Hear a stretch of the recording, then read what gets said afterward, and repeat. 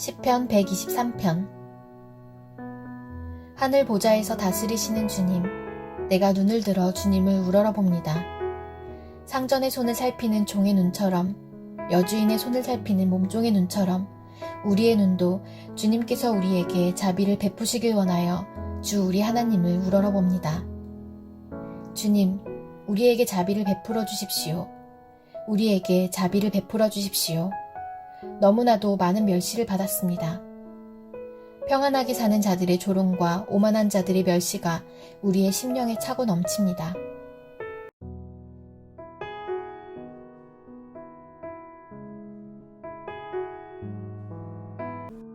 열왕기하 1장. 아합이 죽은 뒤에 모압이 이스라엘에게 반역하였다. 아하시아가 사마리아에 있는 그의 다락방 난간에서 떨어져 크게 다쳤다. 그래서 그는 사절단을 에그론의 신 바알 세부백에 보내어 자기의 병이 나을 수 있을지를 물어보게 하였다. 그때 주님의 천사가 나타나서 디셉 사람 엘리야를 보고 사마리아 왕의 사절단을 만나서 이렇게 전하라고 명령하였다.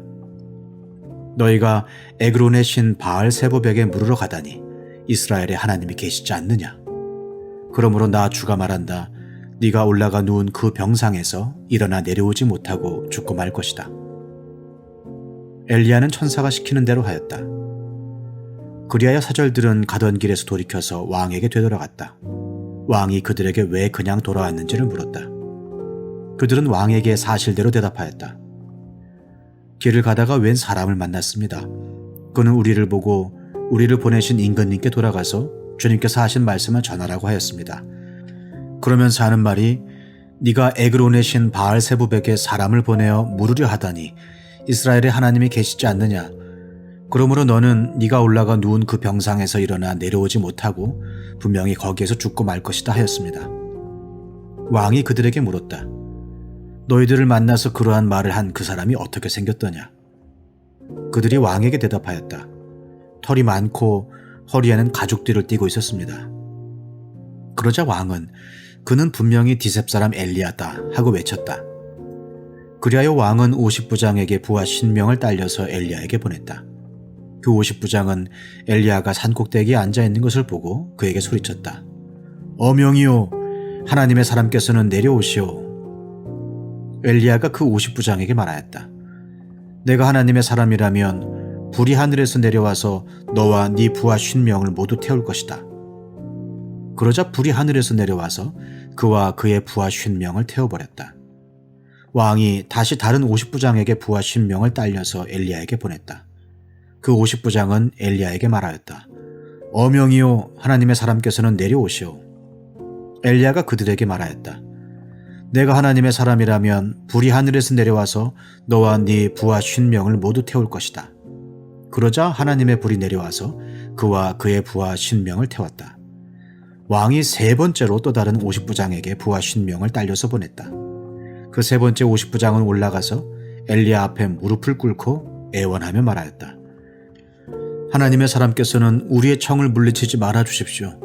나의 목숨과 어른의 종들인 이 50명의 목숨을 귀하게 여겨주십시오. 보십시오. 하늘에서 불이 내려와서 이미 50부장 2명과 그들의 부하 100명을 모두 태워 죽였습니다. 그러니 이제 나의 목숨을 귀하게 여겨주십시오. 그때 주님의 천사가 엘리야에게 말하였다. 그와 함께 내려가거라. 그 사람을 두려워하지 말아라. 그리하여 엘리야가 일어나서 그와 함께 왕에게 내려갔다. 엘리야가 왕에게 말하였다. 주님께서 말씀하시기를 네가 에그론의 신 바알 세부백에 네 병에 관하여 물어보려고 사절들을 보내다니 이스라엘에 네가 말씀을 여쭈어볼 하나님이 계시지 않더란 말이냐. 그러므로 너는 네가 올라가 누운 그 병상에서 일어나 내려오지 못하고 죽고 말 것이다 하셨습니다. 엘리야가 전한 주님의 말씀대로 북왕국 이스라엘에서는 아하시아 왕이 죽었다. 그에게 아들이 없었으므로 그의 동생 여호람이 그의 뒤를 이어 왕이 되었다. 때는 남왕국 유다에서 여호사밧의 아들 여호람이 즉위하여 다스린 지 2년이 되던 해였다. 아하시아가 한 나머지 일들은 이스라엘 왕 역대 지략에 기록되어 있다. 열왕기하 2장. 주님께서 엘리야를 회오리 바람에 실어 하늘로 데리고 올라가실 때가 되니 엘리야가 엘리사를 데리고 길갈을 떠났다. 길을 가다가 엘리야가 엘리사에게 말하였다. 나는 주님의 분부대로 베델로 가야 한다. 그러나 너는 여기에 남아있거라. 그러나 엘리사는 주님께서 살아계심과 스승께서 살아계심을 두고 맹세합니다. 나는 결코 스승님을 떠나지 않겠습니다. 하고 말하였다. 그리하여 그들은 함께 베델까지 내려갔다. 베델에 살고 있는 예언자 수련생들이 엘리사에게 와서 물었다. 선생님의 스승을 주님께서 오늘 하늘로 데려가라고 하시는데 선생님께서는 알고 계십니까? 엘리사가 말하였다.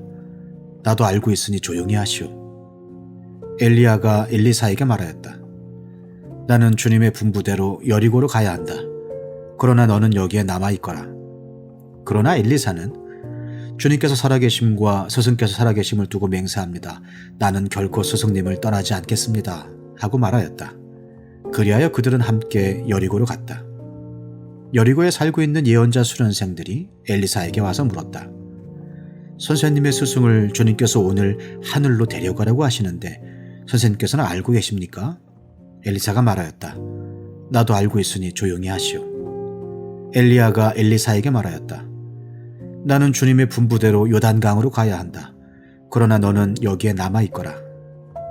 그러나 엘리사는 주님께서 살아계심과 스승께서 살아계심을 두고 맹세합니다. 나는 결코 스승님을 떠나지 않겠습니다. 하고 말하였다. 그리하여 두 사람은 함께 길을 떠났다. 예언자 수련생들 가운데서 50명이 요단강까지 그들을 따라갔다. 엘리야와 엘리사가 요단강가에 서니 따르던 제자들도 일찍이 멈춰 섰다. 그때 엘리야가 자기의 겉옷을 벗어 말아서 그곳으로 강물을 치니 물이 좌우로 갈라졌다. 두 사람은 물이 마른 강바닥을 밟으며 요단강을 건너갔다. 요단강 맞은쪽에 이르러 엘리야가 엘리사에게 말하였다. 주님께서 나를 데려가시기 전에 내가 네게 어떻게 해주기를 바라느냐. 엘리사는 엘리야에게 스승님이 가지고 계신 능력을 제가 갑절로 받기를 바랍니다. 하고 대답하였다. 엘리야가 말하였다. 너는 참으로 어려운 것을 요구하는구나. 주님께서 나를 너에게서 데려가시는 것을 네가 보면 네 소원이 이루어지겠지만 그렇지 않으면 그것이 이루어지지 않을 것이다. 그들이 이야기를 하면서 가고 있는데 갑자기 불병거와 불말이 나타나서 그들 두 사람을 갈라놓더니 엘리야만 회오리 바람에 싣고 하늘로 올라갔다. 엘리사가 이 광경을 보면서 외쳤다. 나의 아버지, 나의 아버지, 이스라엘의 병거이시며 마병이시여. 엘리사는 엘리야를 다시는 볼 수 없었다. 엘리사는 슬픔에 겨워서 자기의 겉옷을 힘껏 잡아당겨 두 조각으로 찢었다. 그리고는 엘리야가 떨어뜨리고 간 겉옷을 들고 돌아와 요단 강가에 서서 엘리야가 떨어뜨리고 간 그 겉옷으로 강물을 치면서 엘리야의 주 하나님, 주님께서는 어디에 계십니까? 하고 외치고 또 물을 치니 강물이 좌우로 갈라졌다. 엘리사가 그리로 강을 건넜다. 그때 여리고에서부터 따라온 예언자 수련생들이 강 건너에서 이 광경을 보고는 엘리야의 능력이 엘리사 위에 내렸다 하고 말하면서 엘리사를 맞으러 나와 땅에 엎드려 절을 하였다. 그리고 엘리사에게 말하였다. 보십시오. 여기에 선생님의 제자들이 50명이나 있습니다. 우리들은 모두 힘이 있는 사람입니다. 우리들을 보내셔서 선생님의 스승을 찾아보도록 하십시오. 주님의 영이 그를 들어다가 산 위에나 계곡에 내던졌을까 염려됩니다. 그러나 엘리사는 보낼 필요가 없다고 말하였다. 그러다가 그들이 하도 성가시게 간청하자 엘리사는 사람을 보내어 엘리야를 찾아보라고 하였다. 그러나 그들이 사람 50명을 보내어 사흘 동안이나 찾아보았으나 엘리야를 발견하지 못하고 여리고에 머물고 있는 엘리사에게로 돌아왔다. 엘리사가 그들에게 말하였다. 내가 너희들에게 가지 말라고 하지 않더냐? 그 성읍 사람들이 엘리사에게 말하였다. 보십시오. 선생님께서도 보시는 바와 같이 이 성읍이 차지하고 있는 자리는 좋지만 물이 좋지 않아서 이 땅에서는 사람들이 아이를 유산합니다. 그러자 그는 새 대접에 소금을 조금 담아가지고 오라고 했다. 그들이 그것을 가져오니 엘리사는 물에 근원이 있는 곳으로 가서 소금을 그곳에 뿌리며 말하였다. 주님께서 이렇게 말씀하신다. 내가 이 물을 맑게 고쳐놓았으니 다시는 이곳에서 사람들이 물 때문에 죽거나 유산하는 일이 없을 것이다. 그곳의 물은 엘리사가 말한 대로 그때부터 맑아져서 오늘에 이르렀다. 엘리사가 그곳을 떠나 베델로 올라갔다. 그가 베델로 올라가는 길에 어린 아이들이 성읍에서 나와 그를 보고 대머리야 꺼져라, 대머리야 꺼져라 하고 놀려댔다. 엘리사는 돌아서서 그들을 보고 주님의 이름으로 저주하였다. 그러자 곧 2마리의 곰이 숲에서 나와서 42명이나 되는 아이들을 찢어 죽였다. 엘리사는 그곳을 떠나 갈멜산으로 갔다가 거기에서 다시 사마리아로 돌아갔다. 열왕기하 3장. 유다의 여호사밧 왕 제18년에 아합의 아들 요람이 사마리아에서 이스라엘을 12해 동안 다스렸다. 그는 주님 보시기에 악을 행하였지만 그의 부모처럼 악하지는 않았다. 그는 아버지가 만든 바알의 우상들을 철거하였다. 그러나 이스라엘을 죄에 빠뜨린 느밧의 아들 여로보암이 저지른 것과 같은 죄에서는 벗어나지 못하고 그로부터 완전히 돌아서지도 못하였다. 모압 왕 메사는 양을 치는 사람이었는데 이스라엘 왕에게 암양 10만 마리의 털과 순양 10만 마리의 털을 조공으로 바쳤다. 그러다가 아합이 죽은 뒤에 모압 왕이 이스라엘 왕을 배반하였다. 그때 요람 왕은 그날로 사마리아로부터 행군하여 나와서 이스라엘 군대 전체를 점검한 다음에 전쟁터로 가면서 유다의 여호사밧 왕에게 사절을 보내어 물었다. 모압 왕이 나를 배반하였습니다. 나와 함께 모압을 치러 올라가시겠습니까? 여호사밧이 대답하였다. 물론 함께 올라가겠습니다. 우리는 서로 한 몸이나 다름없는 처지가 아닙니까? 나의 군대가 곧 임금의 군대이고 나의 군마가 곧 임금의 군마가 아닙니까? 이에 요람이 그러면 우리가 어느 길로 올라가는 것이 좋겠습니까? 하고 물으니 여호사밧은 에돔의 광야길로 가는 것이 좋겠다고 말하였다. 그래서 이스라엘 왕과 유다 왕과 에돔 왕이 함께 출정하였다. 그러나 그들이 길을 돌아 행군하는 이래 동안에 군대와 함께 간 가축들이 마실 물이 바닥났다. 이스라엘 왕이 탄식하였다. 아, 큰일 났구나. 주님께서 우리 세 왕을 모압의 손에 넘겨주시려고 불러내신 것이 아닌가. 그러나 여호사밧은 여기에는 주님의 예언자가 없습니까? 이 일을 주님께 물을 예언자가 없습니까? 하고 물었다. 그때 이스라엘 왕의 신하 가운데 하나가 대답하였다. 사밧의 아들 엘리사라는 사람이 여기에 있습니다. 그는 엘리야의 시중을 들던 사람입니다. 그러자 여호사밧이 말하였다. 그에게서 주님의 말씀을 들을 수 있을 것 같습니다. 그래서 이스라엘의 왕과 여호사밧과 에돔 왕이 그에게로 내려갔다. 그러나 엘리사는 이스라엘 왕에게 말하였다. 무슨 일로 나에게 오셨습니까? 임금님의 아버지와 어머니의 예언자들에게나 가보십시오. 하고 말하였다. 이스라엘 왕이 그에게 말하였다. 그런 말씀은 마십시오. 주님께서 우리들 세 왕을 불러내셔서 모압의 손에 넘겨주시려고 하십니다. 그제야 엘리사는 말하였다. 내가 섬기는 만군의 주님께서 살아계심을 두고 맹세합니다. 내가 유다 왕 여호사밧의 체면을 생각하지 않았더라면 요람 임금님을 염두에 두지도 않았을 뿐만 아니라 임금님을 쳐다보지도 않았을 것입니다. 이제 나에게 검은 고를 타는 사람을 데려오십시오. 그리하여 검은 고 타는 사람이 와서 검은 고를 타니 주님의 권능이 엘리사에게 내렸고 엘리사는 예언을 하기 시작하였다. 주님께서 이렇게 말씀하십니다. 이 계곡에 도랑을 많이 파라. 주님께서 또 이렇게 말씀하십니다. 너는 바람이 부는 것도 보지 못하고 비가 내리는 것도 보지 못하겠지만 이 계곡은 물로 가득 찰 것이며 너희와 너희의 가축과 짐승이 마시게 될 것이다. 그렇습니다. 이런 일쯤은 주님께서 보시기에는 너무나 가벼운 일입니다. 그러므로 주님께서는 모압을 임금님들의 손에 넘겨주셨습니다. 그러므로 임금님들께서는 요새화된 모든 성읍과 모든 아름다운 성읍을 치실 것이고 모든 좋은 나무를 쓰러뜨리며 물이 솟는 모든 샘을 막을 것이며 모든 옥토를 돌짝밭으로 만드실 것입니다. 그 다음날 아침에 제물을 드릴 때에 물이 에돔 쪽을 따라 흘러내려서 그 땅을 물로 가득 채웠다. 다른 한편 모든 모압 사람들은 여러 왕들이 자기들과 싸우려고 올라왔다는 소식을 들었다. 그래서 군복을 입을 만한 사람, 징집 연령이 된 사람은 모두 소집되어서 위로 올라와 국경에서 그 왕들과 대치하였다.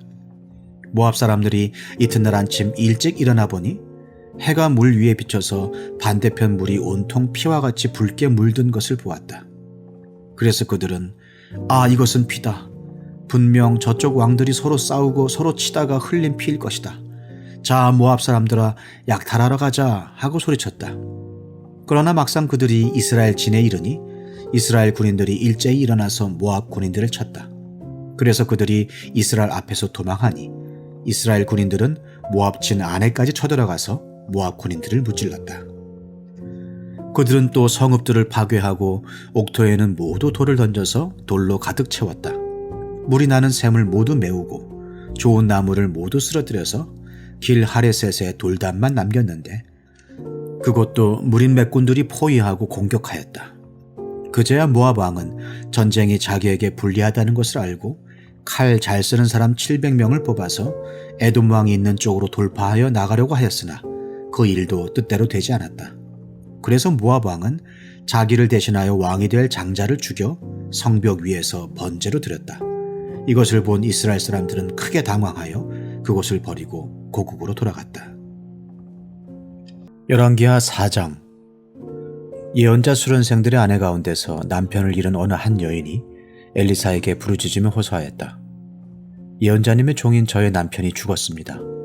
예언자님께서도 아시다시피 그는 주님을 경외하는 사람이었습니다.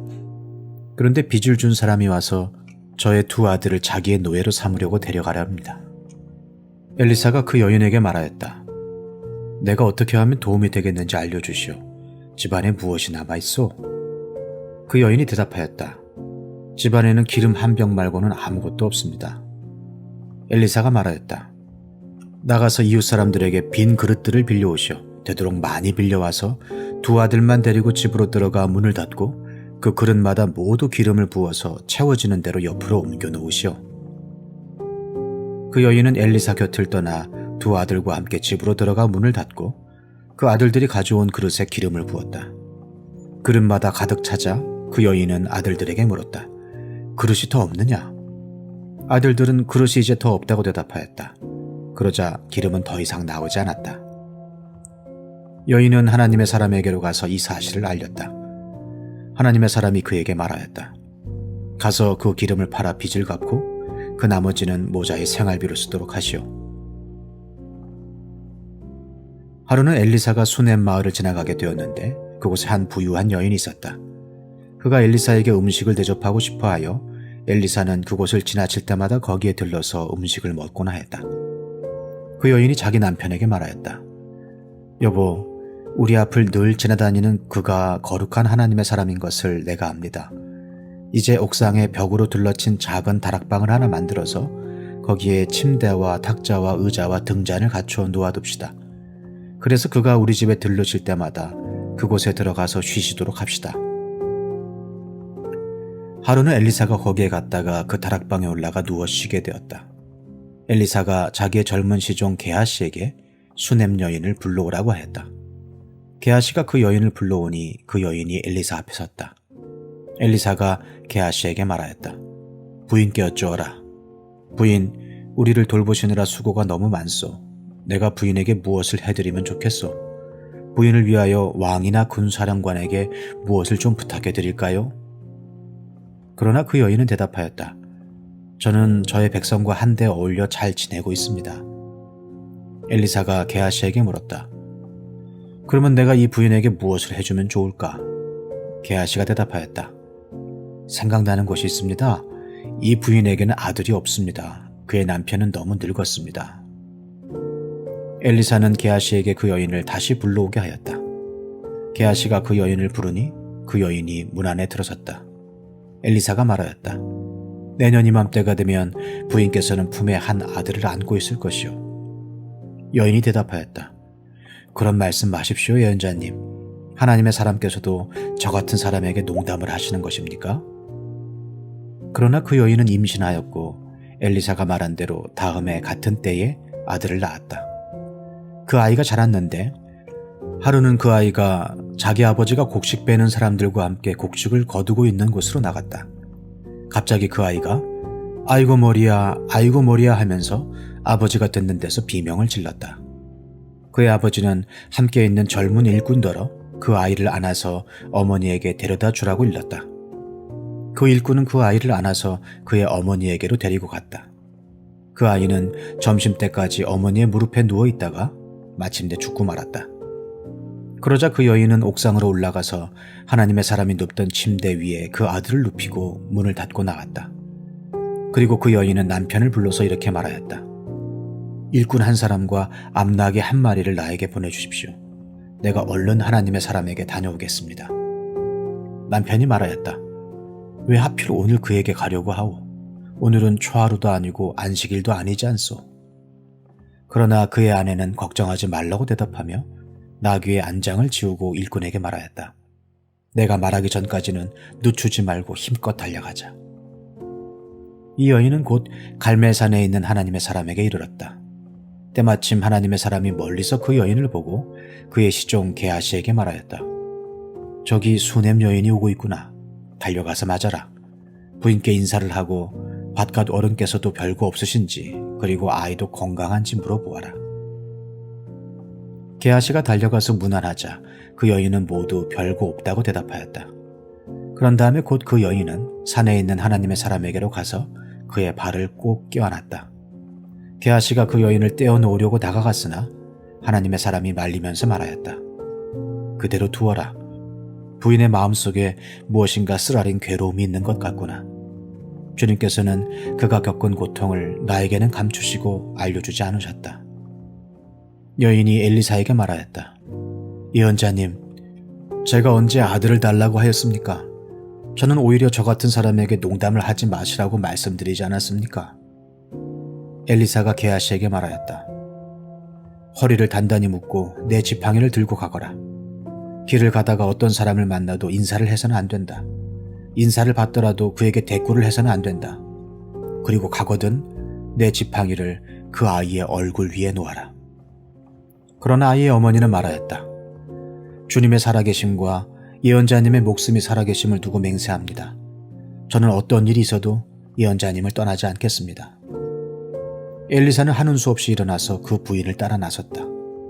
게하시가 그들보다 먼저 가서 그 아이의 얼굴에 지팡이를 올려놓아 보았으나 아무런 소리도 없었고 아무런 기척도 없었다. 게하시가 엘리사를 맞으려고 되돌아와서 그에게 말하였다. 아이가 깨어나지 않습니다.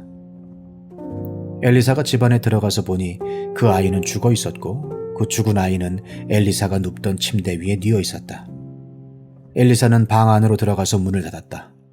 방 안에는 엘리사와 그 죽은 아이 둘뿐이었다. 엘리사는 주님께 기도를 드린 다음에 침대 위로 올라가서 그 아이 위에 몸을 포개어 엎드렸다. 자기 입을 그 아이의 입 위에 두고 자기 눈을 그 아이의 눈 위에 두고 자기의 손을 그 아이의 손 위에 두고 그 아이 위에 엎드리니 아이의 몸이 따뜻해지기 시작하는 것이 아닌가.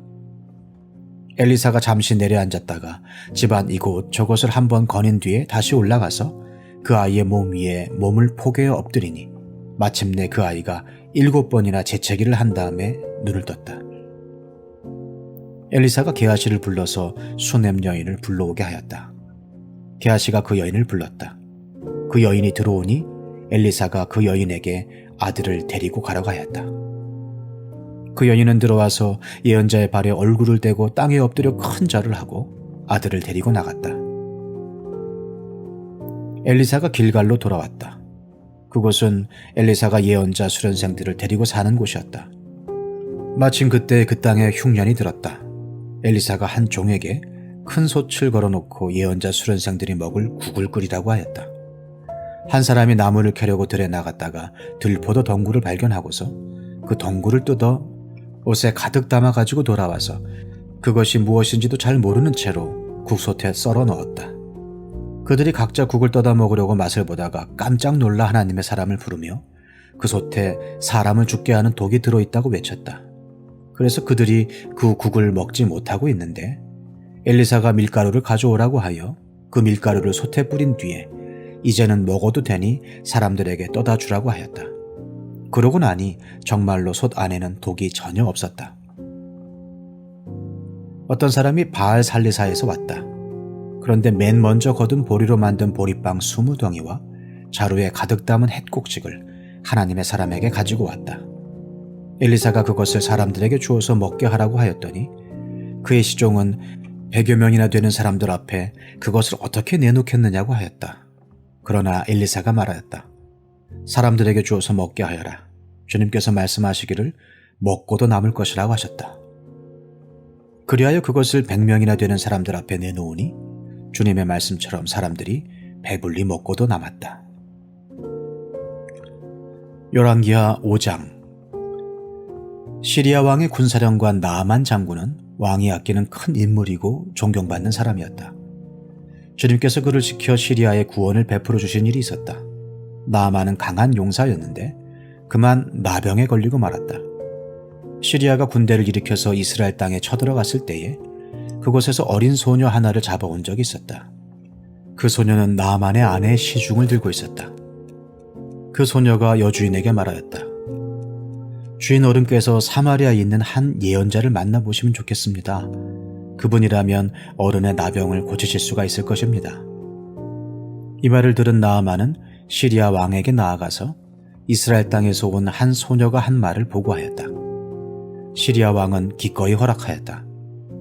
내가 이스라엘 왕에게 편지를 써 보내겠으니 가보도록 하시오.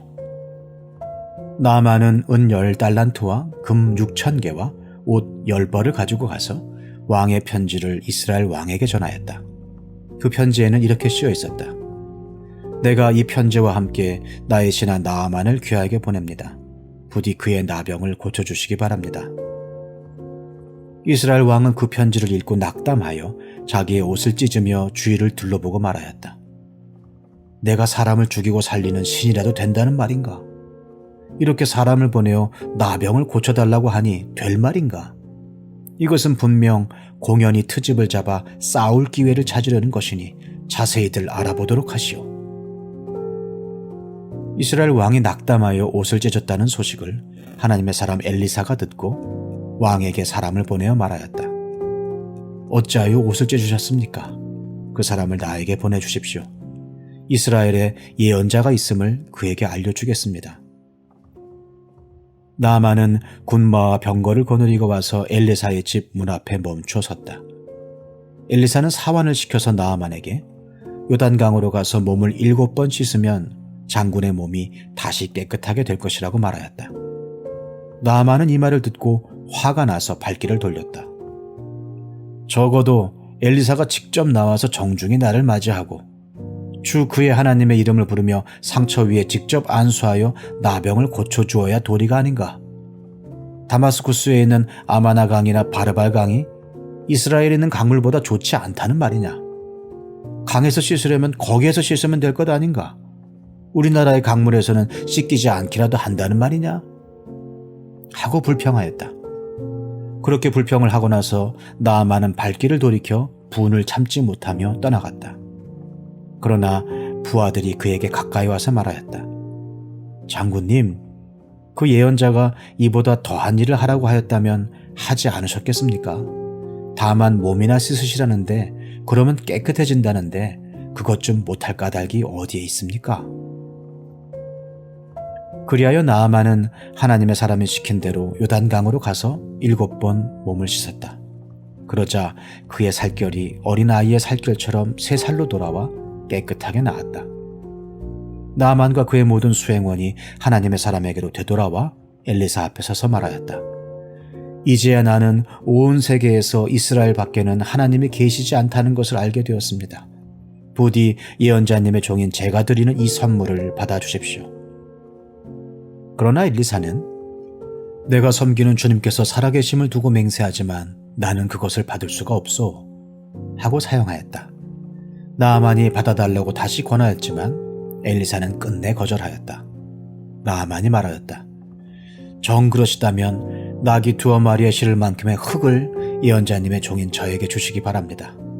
예언자님의 종인 저는 이제부터 주님 이외의 다른 신들에게는 번제나 희생제를 드리지 않겠습니다. 그러나 한 가지만은 예언자님의 종인 저를 주님께서 용서하여 주시기를 바랍니다. 제가 모시는 왕께서 림몬의 성전에 예배드리려고 그곳으로 들어갈 때에 그는 언제나 저의 부축을 받아야 하므로 저도 허리를 굽히고 림몬의 성전에 들어가야 합니다. 그러므로 제가 림몬의 성전에서 허리를 굽힐 때에 주님께서 이 일 때문에 예언자님의 종인 저를 벌하지 마시고 용서해 주시기를 바랍니다. 그러자 엘리사가 나아만에게 말하였다. 좋소, 안심하고 돌아가시오. 이렇게 하여 나아만은 엘리사를 떠나 얼마쯤 길을 갔다. 그때 하나님의 사람 엘리사의 시종인 게하시가 이런 생각을 하였다. 나의 주님께서는 이 시리아 사람 나아만이 가져와 손수 바친 것을 받지 않으셨구나. 주님께서 살아계심을 두고 맹세하지만 내가 그를 뒤쫓아가서 무엇이든 좀 얻어와야 하겠다. 그래서 게하시는 곧 나아만을 뒤쫓아 달려갔다. 나아만은 자기를 뒤쫓아 달려오는 사람을 보고 그를 맞이하려고 수레에서 내려 별일 없지요? 하고 물었다. 게하시가 대답하였다. 별일은 없습니다만 지금 주님께서 나를 보내시면서 방금 에브라임 산지에서 예언자 수령생 가운데서 두 젊은이가 왔는데 그들에게 은 1달란트와 옷 2벌을 주면 좋겠다고 말씀하셨습니다. 그러자 나아만은 들이다뿐이겠습니까? 2달란트를 드리겠습니다. 하고는 게하시를 강권하여 은 2달란트를 두 자루에 넣고 옷 2벌을 꺼내어서 두 부하에게 주어 게하시 앞에서 메고 가게 하였다. 언덕에 이르자 게하시는 그들의 손에서 그것을 받아 집안에 들여놓고 그 사람들을 돌려보냈다. 그리고 그가 들어가서 주인 앞에 서자 엘리사가 그에게 물었다. 게하시야, 어디를 갔다 오는 길이냐? 그러자 그는 예언자님의 종인 저는 아무데도 가지 않았습니다. 하고 말하였다. 그러나 엘리사는 게하시에게 이렇게 말하였다. 어떤 사람이 너를 만나려고 수레에서 내릴 때에 내 마음이 너와 함께 거기에 가 있지 않은 줄 알았느냐? 지금이 은을 받고 옷을 받고 올리브 기름과 포도나무와 양과 소와 남녀 종을 취할 때냐? 그러므로 나아만의 나병이 내게로 옮아갈 것이고 네 자손도 영원히 그 병을 앓을 것이다. 게하시가 엘리사에게서 물러나오니 나병에 걸려 피부가 눈처럼 하얗게 되었다. 열왕기하 6장. 예언자 수련생들이 엘리사에게 말하였다. 보십시오. 우리들이 예언자님을 모시고 살고 있는 이곳이 우리에게는 너무 좁습니다. 우리가 요단으로 가서 거기에서 들보감을 각각 하나씩 가져다가 우리가 살 곳을 하나 마련하는 것이 좋겠습니다. 이 말을 듣고 엘리사는 그렇게 하는 것이 좋겠다고 대답하였다. 한 사람이 엘리사도 함께 가는 것이 좋겠다고 하니 엘리사도 같이 가겠다고 나서서 그들과 함께 갔다. 그들이 요단에 이르러 나무를 자르기 시작하였다. 그때 한 사람이 들보감을 찍다가 도끼를 물에 빠뜨렸다. 그러자 그는 부르짖으며 아이고 선생님, 이것은 빌려온 도끼입니다 하고 소리쳤다. 하나님의 사람이 물었다. 어디에 빠뜨렸느냐? 그가 그곳을 알려주니 엘리사가 나뭇가지를 하나 꺾어서 그곳에 던졌다. 그랬더니 도끼가 떠올랐다. 엘리사가 그것을 집어라 하고 말하니 그가 손을 내밀어 그 도끼를 건져내었다. 시리아 왕이 이스라엘과 전쟁을 하고 있던 무렵이다. 그가 신하들과 은밀하게 의논하며 이러이러한 곳에 진을 치자고 말하였다. 그러자 하나님의 사람이 이스라엘 왕에게 사람을 보내어 시리아 사람들이 거기에 진을 칠 곳이 이러이러한 지역이니 그곳으로 지나가는 것은 삼가라고 말하였다. 이러한 전가를 받은 이스라엘 왕은 하나님의 사람이 자신에게 말한 그곳에 사람을 보내어 그곳을 엄하게 경계하도록 하였다. 그와 같이 경계한 일이 한두 번이 아니었다. 이 일 때문에 시리아 왕은 화가 머리끝까지 나서 신하들을 불러 모아 추궁하였다. 우리 가운데서 이스라엘 왕과 내통하는 자가 없고서야 어찌 이런 일이 있을 수 있단 말이냐. 신하 가운데서 한 사람이 말하였다. 높으신 임금님, 그런 것이 아닙니다. 이스라엘에는 엘리사라는 예언자가 있어서 임금님께서 침실에서 은밀히 하시는 말씀까지도 다 알아서 일일이 이스라엘 왕에게 알려줍니다. 시리아 왕이 말하였다. 그가 어디에 있는지 가서 찾아보아라. 내가 사람을 보내어 그를 붙잡을 것이다. 어떤 사람이 그 예언자가 도단에 있다고 왕에게 보고하였다. 왕은 곧 그곳에 기마와 병거와 중무장한 강한 군대를 보내어서 밤을 틈타 그 성읍을 포위하였다. 하나님의 사람의 시종이 아침에 일찍 일어나서 밖으로 나가보니 강한 군대가 말과 병거로 성읍을 포위하고 있는 것이 아닌가. 그 시종이 엘리사에게 와서 이 사실을 알리면서 걱정하였다. 큰일 났습니다. 선생님 어떻게 하면 좋습니까? 엘리사가 말하였다. 두려워하지 말아라. 그들의 편에 있는 사람보다는 우리의 편에 있는 사람이 더 많다. 그렇게 말한 다음에 엘리사는 기도를 드렸다. 주님, 간구하오니 저 시종의 눈을 열어주셔서 볼 수 있도록 해주십시오. 그러자 주님께서 그 시종의 눈을 열어주셨다. 그가 바라보니 온 언덕에는 불말과 불수레가 가득하여 엘리사를 두루 에워싸고 있었다. 시리아 군대들이 산에서 엘리사에게로 내려올 때에 엘리사가 주님께 기도하였다. 주님, 이 백성을 쳐서 눈을 멀게 해주시기를 간구합니다. 그러자 주님께서는 엘리사의 말대로 그들을 쳐서 눈을 멀게 하셨다. 엘리사가 그들에게 말하였다. 이 길은 당신들이 가려는 길이 아니며 이 성읍도 당신들이 찾는 성읍이 아니니 나를 따라오시오. 내가 당신들이 찾는 그 사람에게로 데려다 주겠소. 이렇게 하여 엘리사는 그들을 사마리아로 데리고 갔다. 그들이 사마리아에 들어서자 엘리사가 주님, 이들의 눈을 열어서 보게 해주십시오 하고 기도하였다. 주님께서는 그들의 눈을 열어주셨다. 그들은 비로소 자기들이 사마리아 한가운데에 있는 것을 알게 되었다. 이스라엘 왕이 그들을 보고 엘리사에게 말하였다. 이스라엘의 아버지께서는 말씀해 주십시오. 그들이 눈을 뜨고 보게 되면 쳐서 없애버려도 됩니까? 엘리사가 말하였다. 쳐서는 안 됩니다. 그들을 칼과 활을 가지고 사로잡았습니까? 어찌 임금님께서 그들을 쳐 죽이시겠습니까? 차라리 밥과 물을 대접하셔서 그들이 먹고 마시게 한 다음에 그들의 상전에게 돌려보내시는 편이 좋겠습니다. 그리하여 왕이 큰 잔치를 베풀어서 그들에게 먹고 마시게 한 다음에 그들을 보내니 그들이 자기들의 상전에게로 돌아갔다. 그로부터 시리아의 무리들이 다시는 이스라엘 땅을 침략하지 못하였다. 그러나 그런 일이 있은 지 얼마 뒤에 시리아 왕 벤 하닷이 또다시 전군을 소집하여 올라와서 사마리아를 포위하였다. 그들이 성을 포위하니 사마리아 성 안에는 먹거리가 떨어졌다. 그래서 나귀 머리 하나가 은 80세겔에 거래되고 비둘기똥 4분의 1갑이 은 5세겔에 거래되는 형편이었다. 어느 날 이스라엘 왕이 성벽 위를 지나가고 있을 때에 한 여자가 왕에게 부르짖었다. 높으신 임금님, 저를 좀 살려주십시오. 왕이 대답하였다. 주님께서 돕지 않으시는데 내가 어찌 부인을 도울 수가 있겠소? 내가 어찌 타작마당에서 곡식을 가져다 줄 수가 있겠소? 포도주 틀에서 술을 가져다 줄 수가 있겠소? 도대체 무슨 일로 그러? 그 여자가 말하였다. 며칠 전에 이 여자가 저에게 말하기를 네 아들을 내놓아라. 오늘은 네 아들을 잡아서 같이 먹고 내일은 내 아들을 잡아서 같이 먹도록 하자 하였습니다. 그래서 우리는 우선 제 아들을 삶아서 같이 먹었습니다. 다음날 제가 이 여자에게 네 아들을 내놓아라. 우리가 잡아서 같이 먹도록 하자 하였더니 이 여자가 자기 아들을 숨기고 내놓지 않습니다. 왕은 이 여자의 말을 듣고는 기가 막혀서 자기의 옷을 찢었다. 왕이 성벽 위를 지나갈 때 백성들은 왕이 겉옷 속에 베옷을 입고 있는 것을 보았다. 왕이 저주받을 각오를 하고 결심하여 말하였다.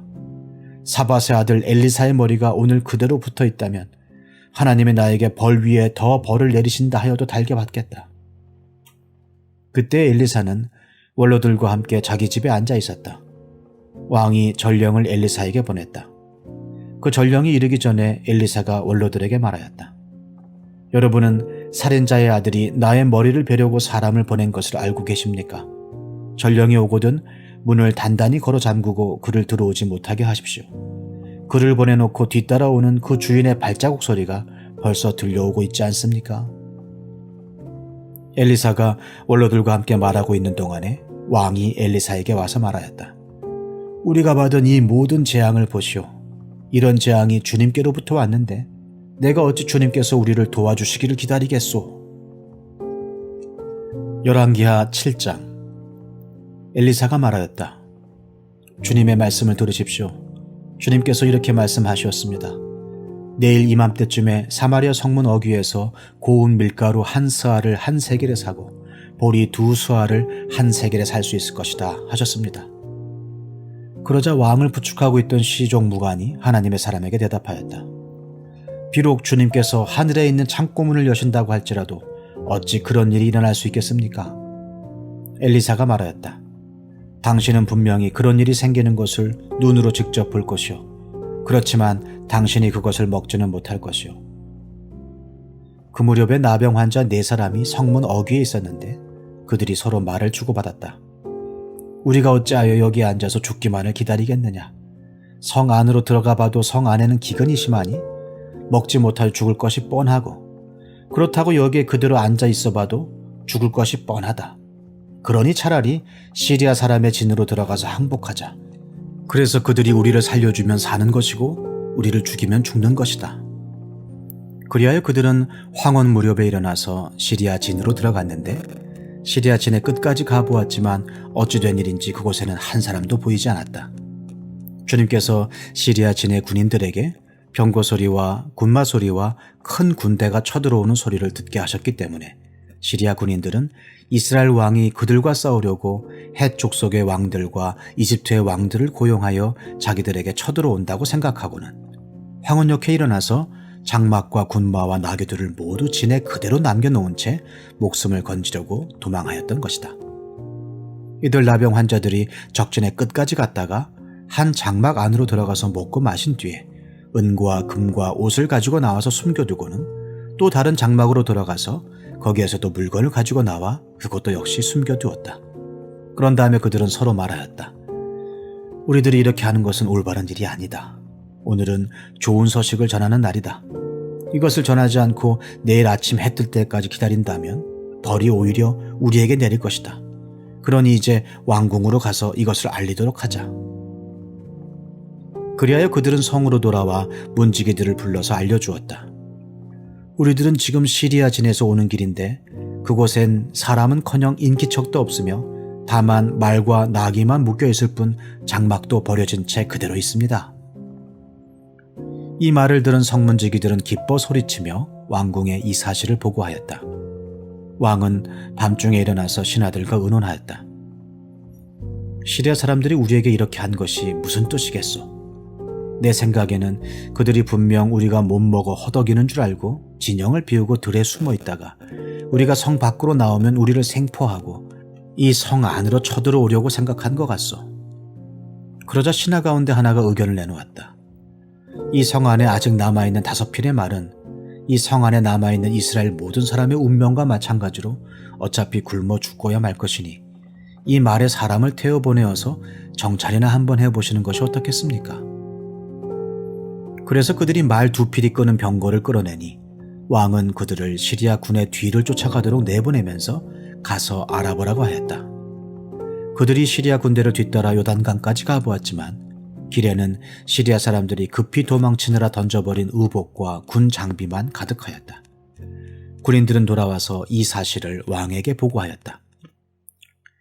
그러자 백성들은 밖으로 나가서 시리아 진영을 약탈하였다. 그리하여 주님의 말씀대로 고운 밀가루 1스아를 1세겔에, 보리 2수아를 1세겔에 거래할 수 있게 되었다. 그래서 왕은 자신을 부축한 그 시종 무관을 성문 관리로 임명하였다. 그러나 백성이 성문에서 그를 밟아 죽였는데 왕이 그의 부축을 받으며 하나님의 사람을 죽이려고 왔을 때에 하나님의 사람이 예언한 그대로 그가 죽은 것이다. 그때 하나님의 사람이 왕에게 말하였다. 내가 내일 이맘때쯤이면 사마리아 성 어귀에서는 보리 2수아를 1세겔에 고운 밀가루 1스아를 1세겔에 거래할 것이라고 말하였을 때에 그 시종무관은 하나님의 사람에게 비록 주님께서 하늘에 있는 창고문을 여신다고 할지라도 어찌 이런 일이 일어날 수 있겠느냐 하고 큰 소리를 쳤습니다. 그래서 내가 말하기를 당신은 분명히 그런 일이 생기는 것을 눈으로 직접 볼 것이요 그렇지만 당신이 그것을 먹지는 못할 것이요 하고 말하였습니다. 그래서 그에게 이런 일이 일어나게 된 것이며 그가 성문 어귀에서 백성에게 짓밟혀 죽은 것입니다.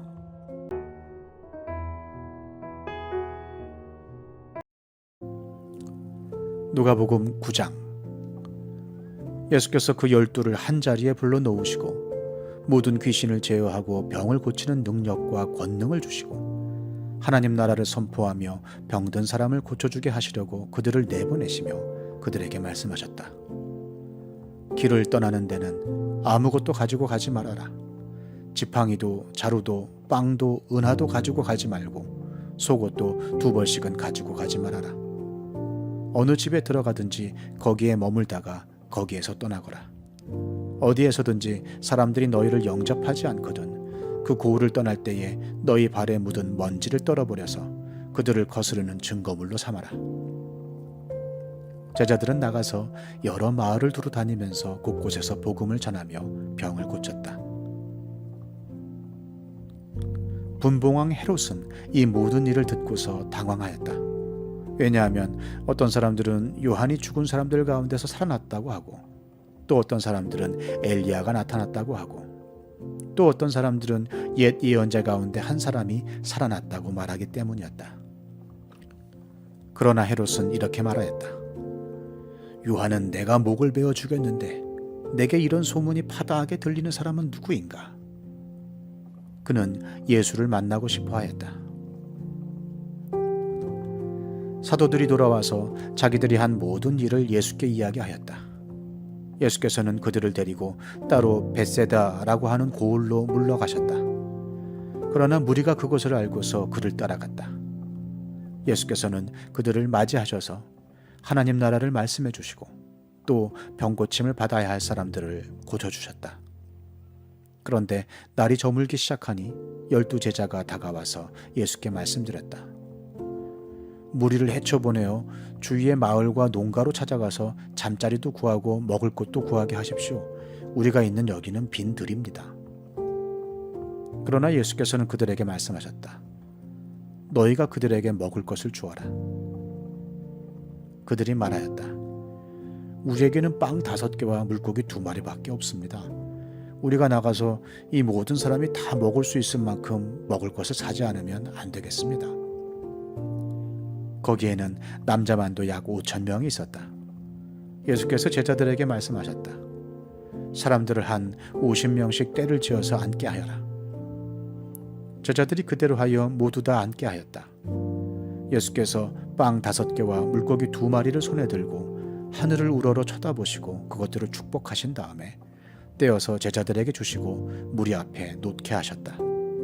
그들은 모두 배불리 먹었다. 그리고 남은 부스러기를 주워 모으니 12광줄이나 되었다. 예수께서 혼자 기도하고 계실 때에 제자들이 그와 함께 있었다. 예수께서 제자들에게 물으셨다. 사람들이 나를 누구라고 하느냐?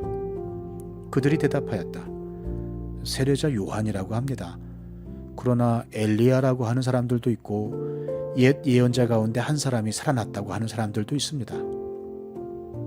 예수께서 그들에게 물으셨다. 그러면 너희는 나를 누구라고 하느냐? 베드로가 대답하였다. 하나님의 그리스도이십니다. 그런데 예수께서는 그들에게 엄중히 경고하셔서 이것을 아무에게도 말하지 말라고 명하시고 말씀하셨다. 인자가 반드시 많은 고난을 받고 장로들과 대제사장들과 율법학자들에게 배척을 받아 죽임을 당하고서 사흔날에 살아나야 한다. 그리고 예수께서 모든 사람에게 말씀하셨다. 나를 따라오려는 사람은 자기를 부인하고 날마다 자기 십자가를 지고 나를 따라오너라. 누구든지 제 목숨을 구하려고 하는 사람은 잃을 것이요 누구든지 나를 위하여 제 목숨을 잃는 사람은 목숨을 구할 것이다. 사람이 온 세상을 얻고도 자기를 잃거나 빼앗기면 무슨 이득이 있겠느냐? 누구든지 나와 내 말을 부끄럽게 여기면 인자도 자기의 영광과 아버지와 거룩한 천사들의 영광이 쌓여올 때에 그 사람을 부끄럽게 여길 것이다. 내가 진정으로 너희에게 말한다. 여기에 서 있는 사람 가운데는 죽기 전에 하나님 나라를 볼 사람들이 있다.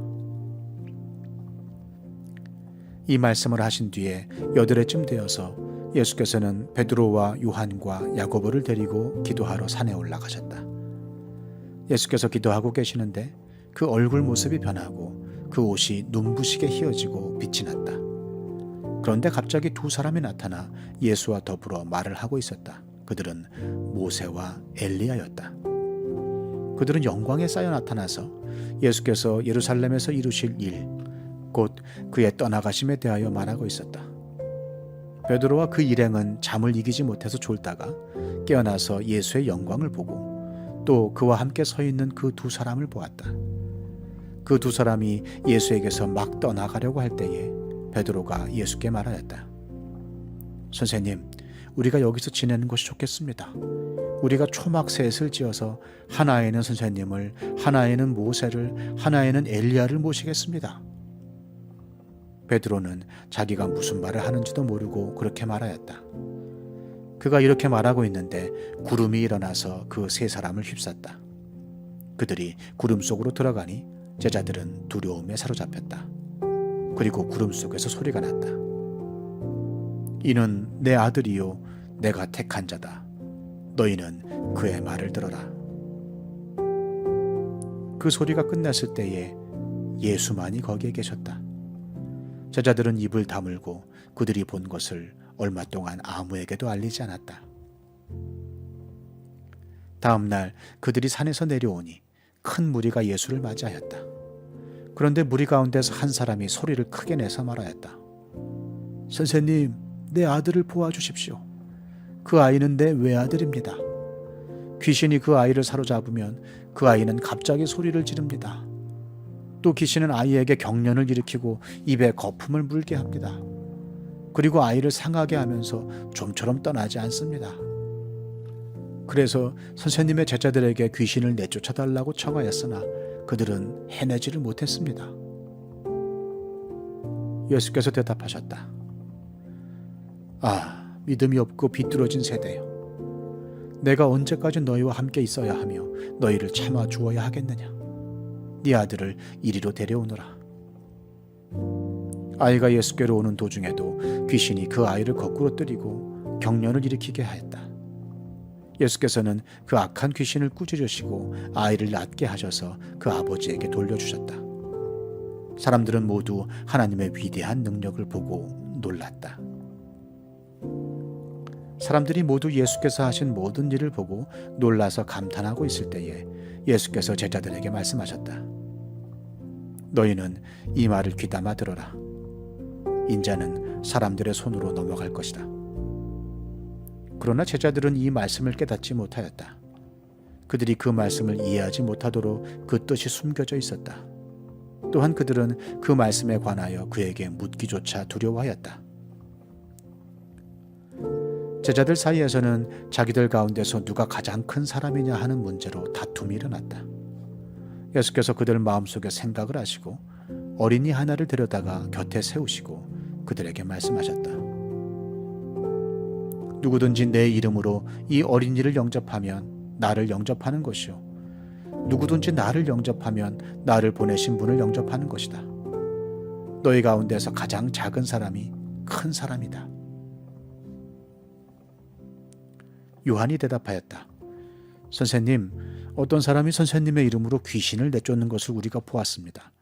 그런데 그 사람은 우리를 따르는 사람이 아니므로 우리는 그가 그런 일을 하지 못하게 막았습니다.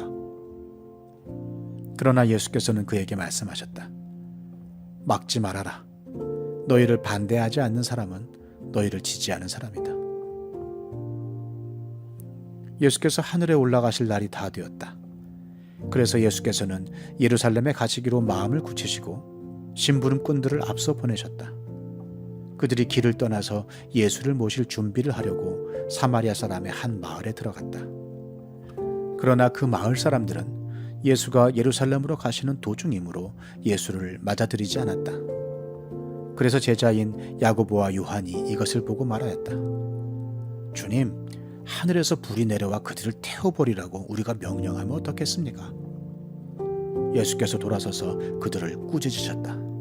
그리고 그들은 다른 마을로 갔다. 그들이 길을 가고 있는데 어떤 사람이 예수께 말하였다. 나는 선생님이 가시는 곳이면 어디든지 따라가겠습니다. 예수께서 그에게 말씀하셨다. 여우도 굴이 있고 하늘을 나는 새도 보금자리가 있으나 인자는 머리 둘 곳이 없다.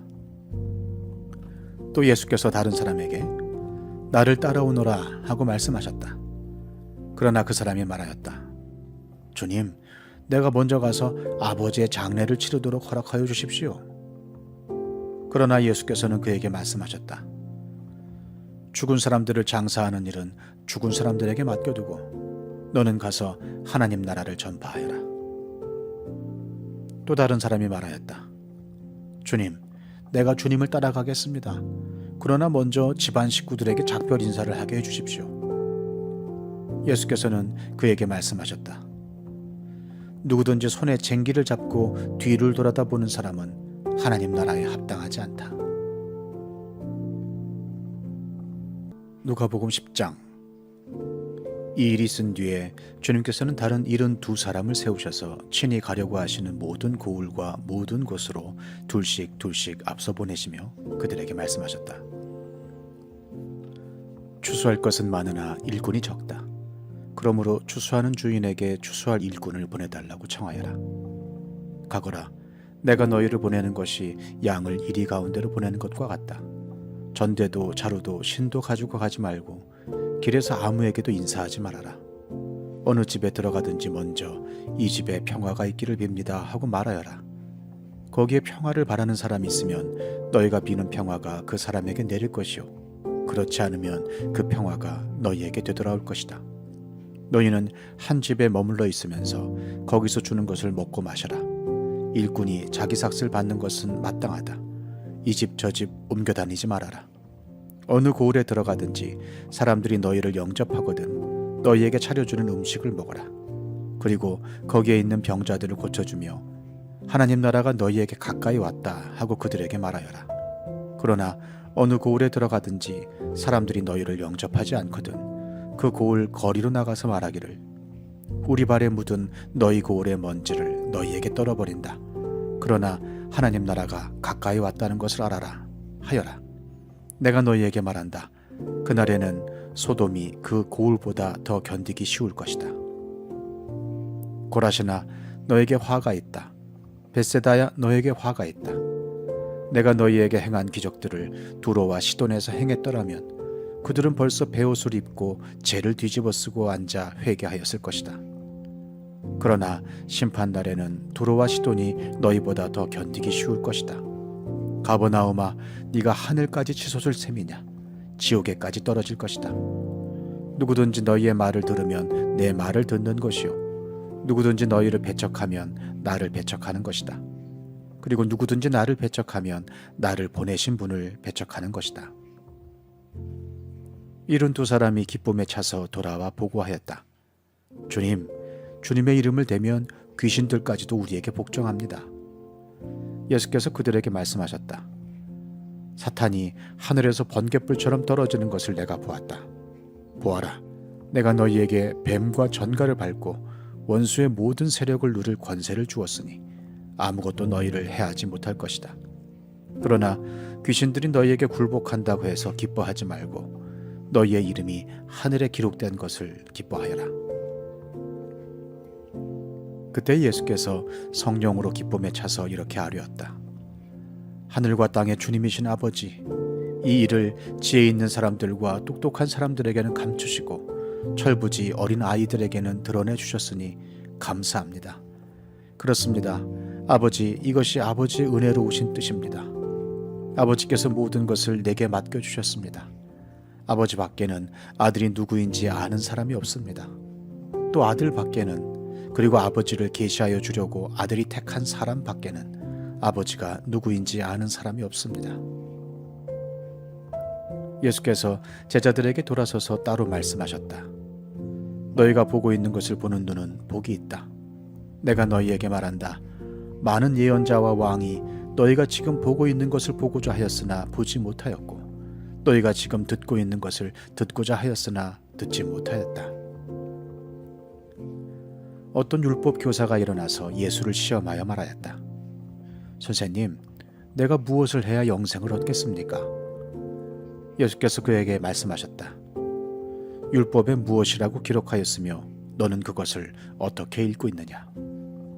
그가 대답하였다.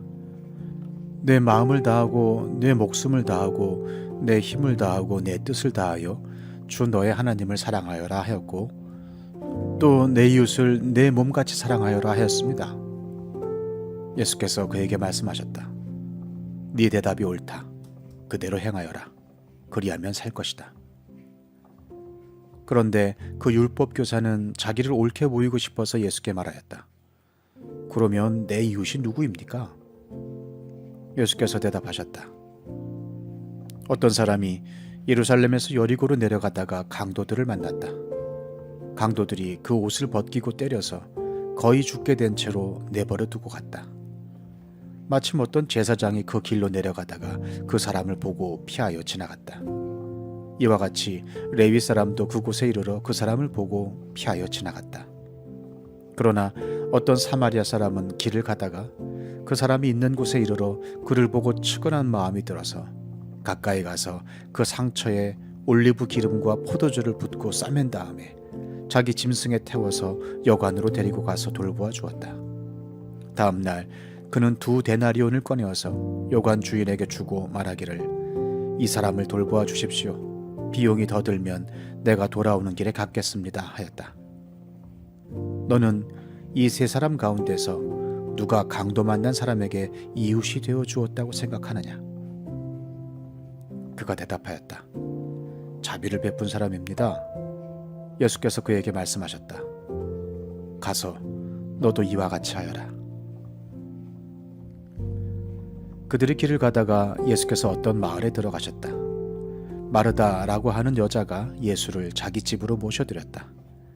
이 여자에게 마리아라고 하는 동생이 있었는데 마리아는 주님의 발 곁에 앉아서 말씀을 듣고 있었다. 그러나 마르다는 여러 가지 접대하는 일로 분주하였다. 그래서 마르다가 예수께 와서 말하였다. 주님, 내 동생이 나 혼자 일하게 두는 것을 아무렇지 않게 생각하십니까? 가서 거들어 주라고 내 동생에게 말씀해 주십시오.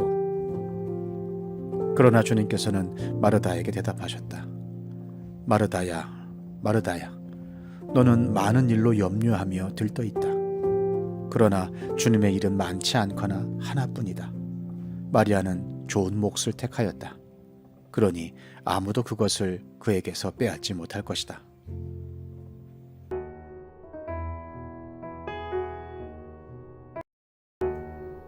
시편 124편. 이스라엘아, 대답해 보아라. 주님께서 우리 편이 아니셨다면 우리가 어떠하였겠느냐? 주님께서 우리 편이 아니셨다면 원수들이 우리를 치러 일어났을 때에 원수들이 우리에게 큰 분노를 터뜨려서 우리를 산채로 집어삼켰을 것이며 물이 우리를 덮어 홍수가 우리를 휩쓸어 갔을 것이며 넘치는 물결이 우리의 영혼을 삼키고 말았을 것이다. 우리를 원수의 이에 찢길 머리가 되지 않게 하신 주님을 찬송하여라. 새가 사냥꾼의 그물에서 벗어남같이 우리는 목숨을 건졌다. 그물은 찢어지고 우리는 풀려났다. 천지를 지으신 주님이 우리를 도우신다.